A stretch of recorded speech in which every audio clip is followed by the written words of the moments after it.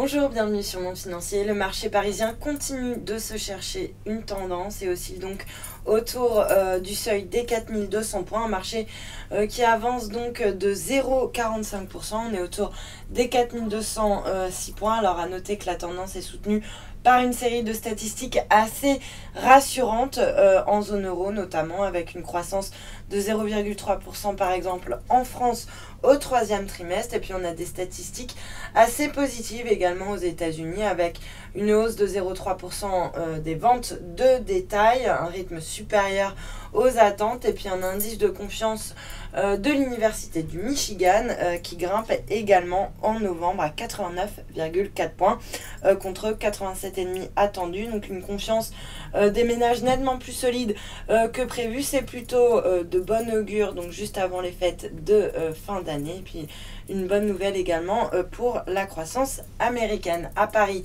du côté des valeurs, Bouygues reste en tête du CAC. Le titre bondit de 5% après avoir publié des résultats globalement en baisse mais supérieurs aux attentes. Alors à noter que le marché avait été fortement déçu la veille par la publication d'Eiffage. Du coup, la publication de Bouygues qui est moins mauvaise que prévu est saluée par le marché. Sur le SBF 120, Arkema qui a lancé un avertissement sur résultats en raison de la conjoncture, a déclaré que les résultats du troisième trimestre lui permettaient de confirmer ses objectifs annuels. Du coup, le titre bondit de plus de 10%. Et puis Lagardère qui s'envole également de 7,4% après avoir confirmé ses objectifs pour 2014. Iliad en revanche redonne 1,86% après avoir signé l'une des plus fortes hausses la veille suite à ses résultats. Alors à noter que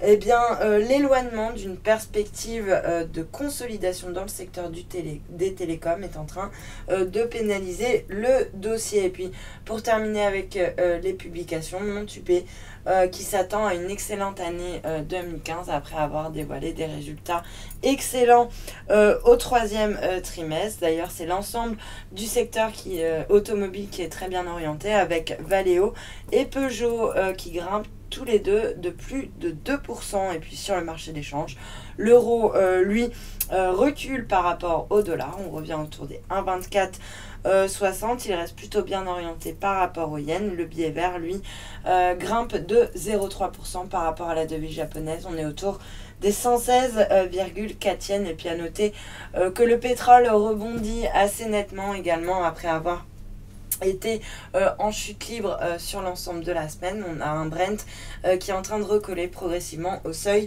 des 80 $. Et puis pour terminer, l'once d'or qui perd 0,42% pour s'échanger autour des 1155 $ l'once. Voilà pour le point marché. Restez avec nous. Très bonne journée.